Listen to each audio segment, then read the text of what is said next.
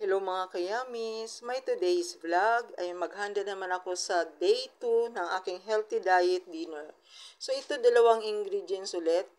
Sinama ko yung lemon at saka apple. Alam nyo ba, yung apple ay nagbibigay ito ng support sa weight loss. Apple pa lang kayang-kaya niya ma-achieve ang ating pagpababawas ng timbang kasi may kasama itong antioxidant, mababa yung calories niya, tapos may fiber.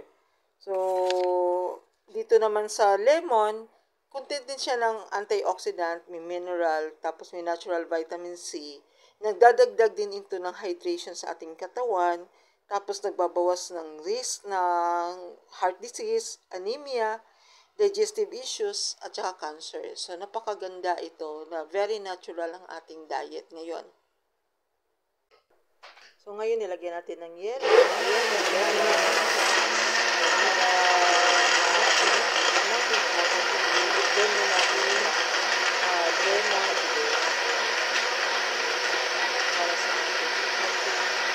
Diet day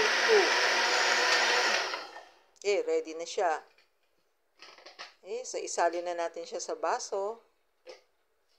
Gawin nyo rin ito kasi nilagay ko na sa comment section or doon sa cover page niya ang ingredients.